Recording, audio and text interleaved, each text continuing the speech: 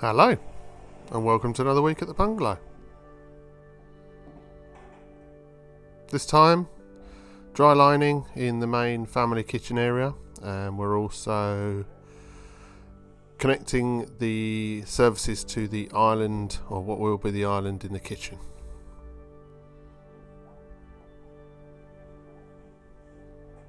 But to start with, like I say, back to the dry lining. So this is all new to us. We haven't done dry lining before. We had a conversation with our plasterer with regards to this area, and basically he recommended that because we've got so many different materials, with it being this was the original extension and we added concrete block and all sorts of other things, and it was pretty uneven. We've got the steels running across on the wall behind us above the bifolding doors. We'd got block work where we blocked up windows and various other things. Thought process was probably best dry line it, cover it over, and then get it just skimmed when he came to do the plastering.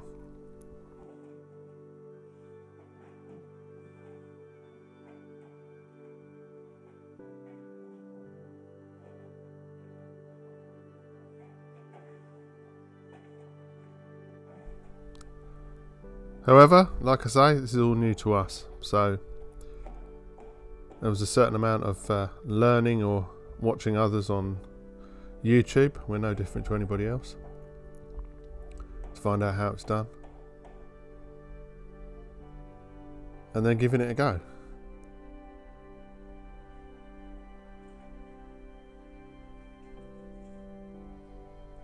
So this was one of the pieces that got extended. This was concrete blocks were stacked up here and bonded against the original wall. This is the other supporting end of the steel that pretty much holds the back end of the house up.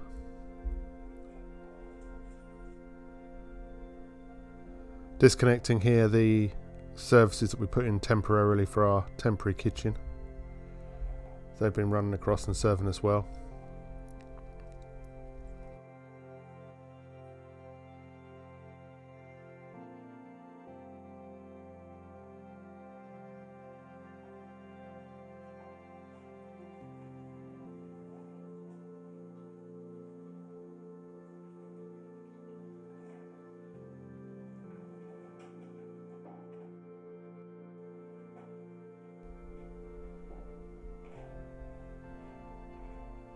Usual process for cutting and shaping the plasterboard into place.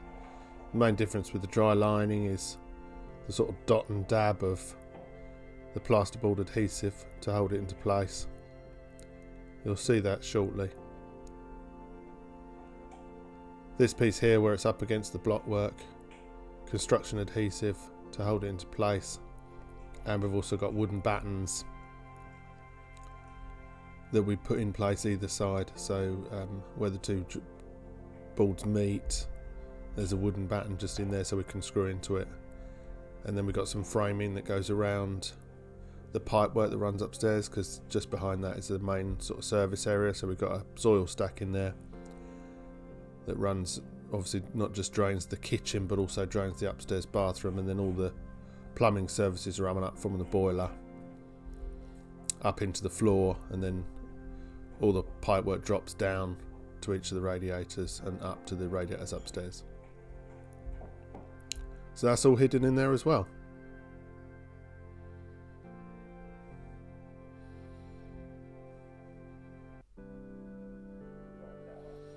There you can see what I'm talking about when I say there's lots of different materials and levels and surfaces. It not only hides the pipe work for the radiator, but you can see there the right hand side there's some steel running across that we're sort of dodging.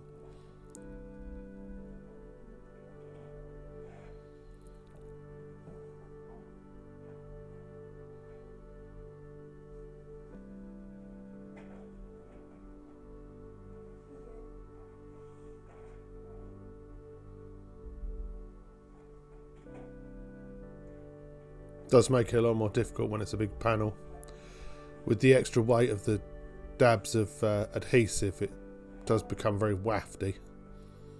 as if it's going to break or snap, or just bends a lot more. And then across the trusty level, push her back into place evenly and level her up.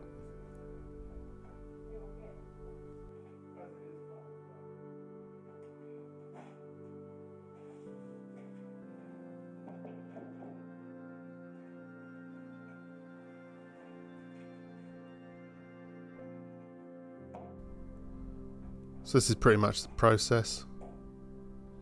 Knock it up in a bucket.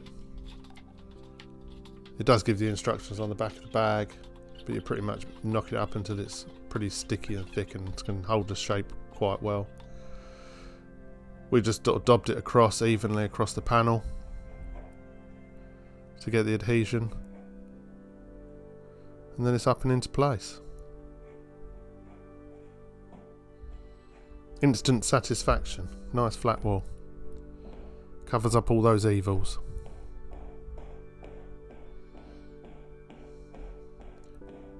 Had a few issues with the joint here, getting that to match up nicely.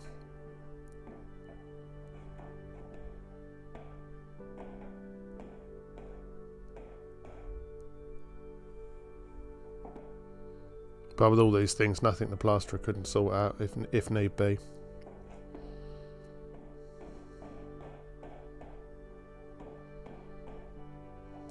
But the long level invaluable, just to get it nice and even.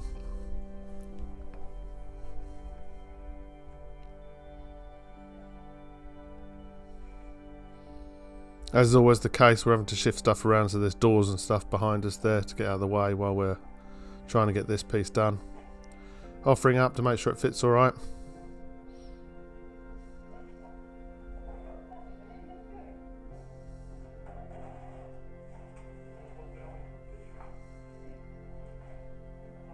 And then find out if it fits too well and struggling to get it back out again.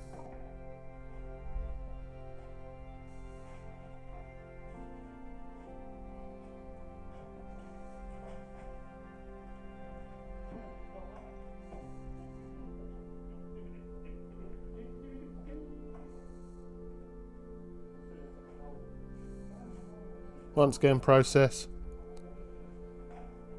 Dab down onto the sheet, even as possible.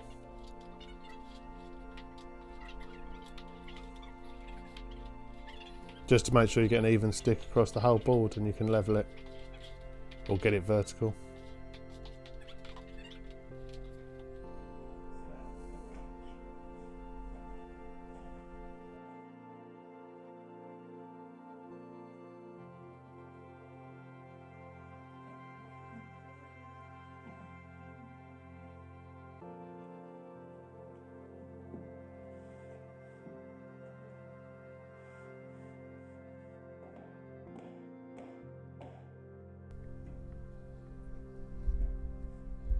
There we have it.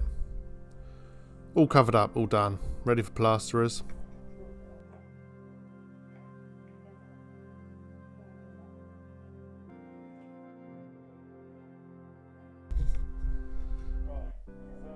Another day, another job. All of these things have to be completed before the plasterers can come around. And this is always the worst piece, is guessing, estimating, measuring as to where stuff's going to go and where it's going to be, so that when we come to fit the kitchen, waste pipes and water pipes are in the right place. Discussion, as always, is very much needed.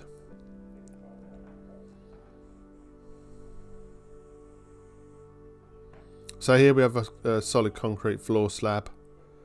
I don't know if that's fortunate or not, but what it means is we can chase into it, chisel it out, and then concrete the pipes, etc. back in again before the floor goes down.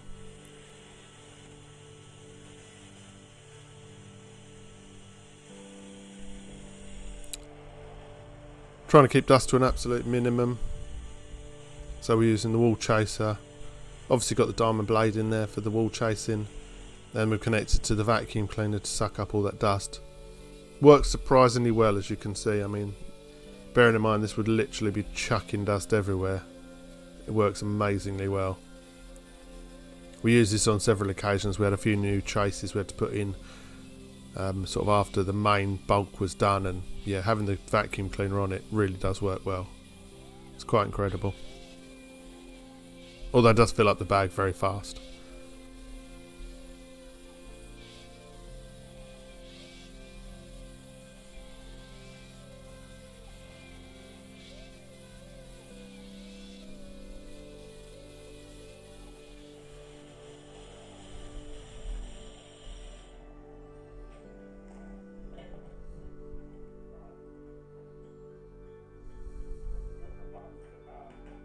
And then it's onto the chiseling out. So it's STS drill.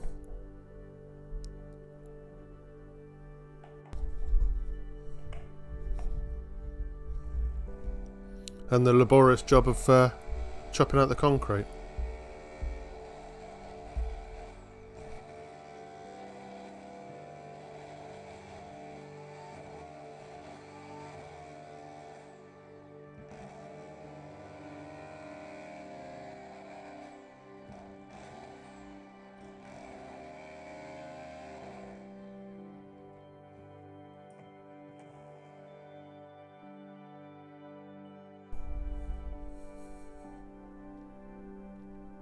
So pretty much using everything at our disposal.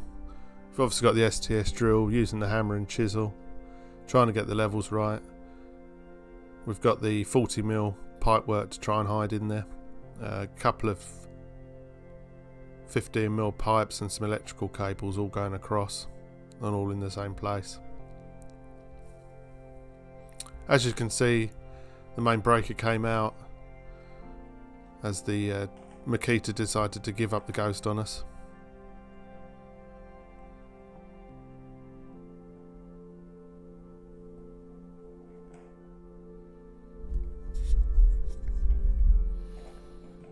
Then it was time for some real action.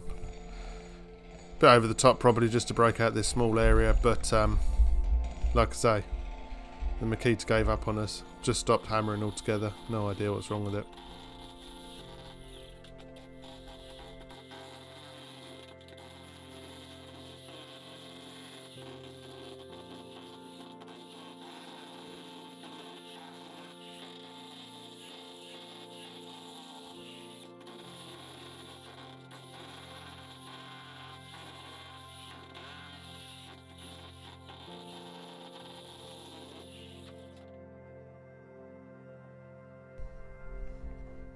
There we have it. Broke the back of the majority of it.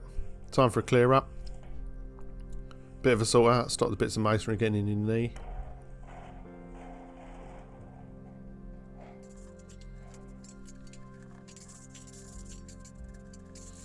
Then everything looks a bit better.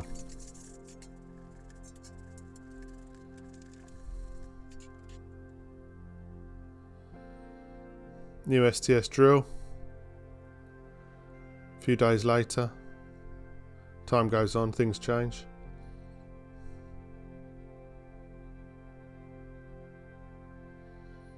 So it's just a matter of nibbling away the edges, trying to get it nice and square, or as square as possible, so we can bury the pipework in there nicely. Flat bit does this great.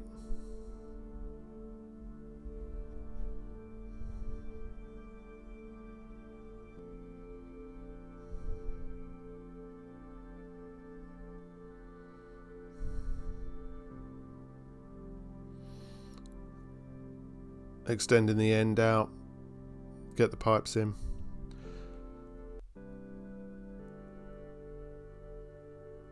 I think that was after another rethink, because we'd decided we're going to move the island over slightly by another sort of 100mm, just to make the walkway slightly wider.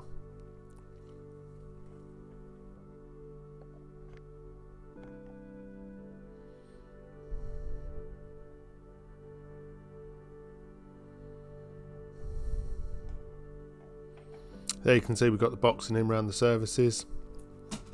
Plaster boards in place. Time for a bit of plumbing.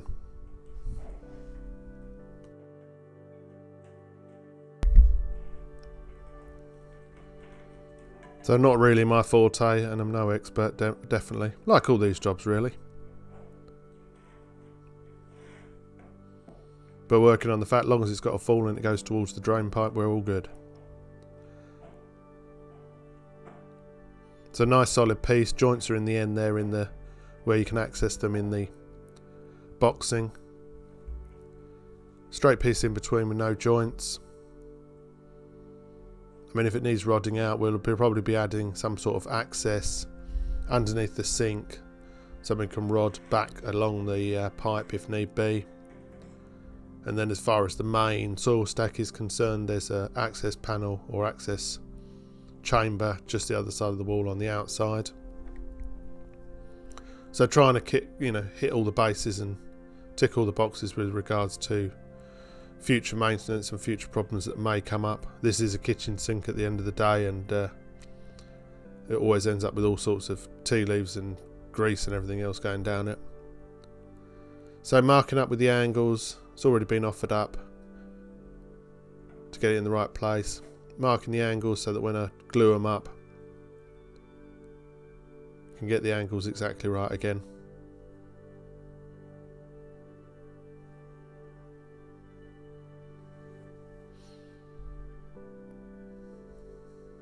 As much as it's not my forte, don't mind doing a bit of plumbing for a change.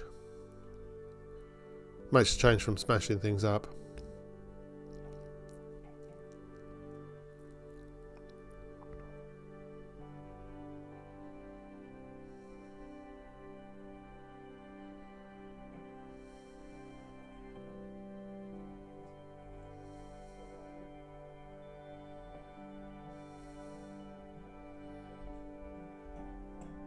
As is always the case, a bit of fettling required.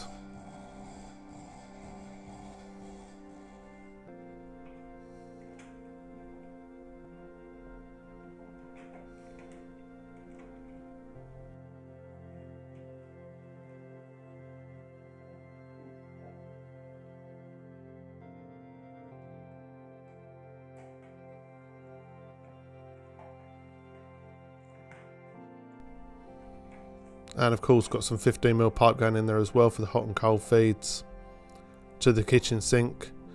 Quite nice having the island, keeps all the sort of wet area all together. We haven't got to be running pipe work around the perimeter of the kitchen. We've got the dishwasher and the sink going in the island, meaning that everything else is just the electrical connections to sockets and ovens as far as the rest of the kitchen is concerned, so you don't have the problem of things getting in the way when you're pushing equipment back, which is always or can be a real pain.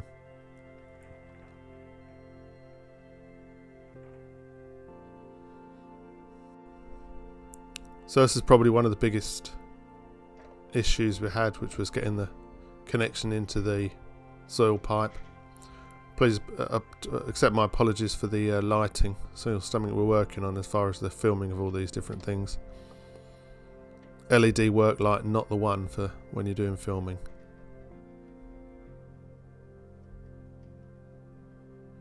So yeah, we're going straight into the side of the soil pipe with the 40mm. You can see they're running down the gas pipe as well, all in the service area, and the water pipe coming up in.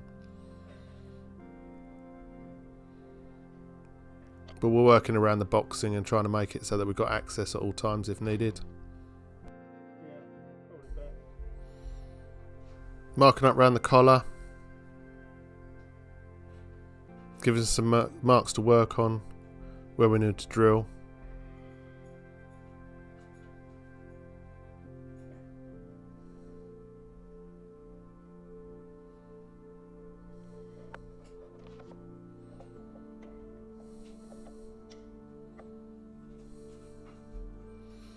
So this was quite a pain. We've got to do a 50mm hole through into the pipe work, down a hole in the corner, got the angle drill out.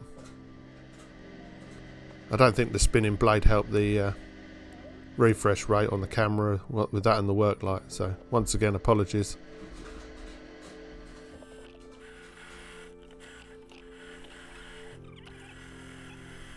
But after a bit of swearing, hole gets made through and we can get the pipe work in there.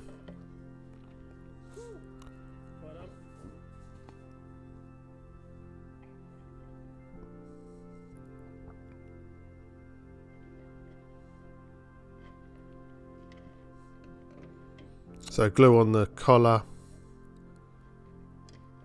They get solvent welded on. They do work incredibly well, these connectors. Makes life a lot easier. Put them wherever you need them.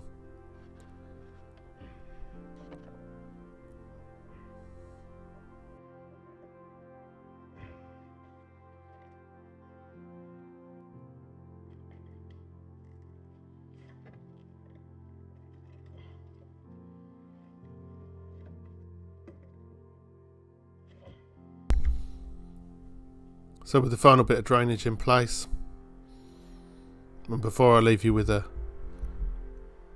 completed view of our island services, I thank you very much for watching, and I'll see you again on the next one.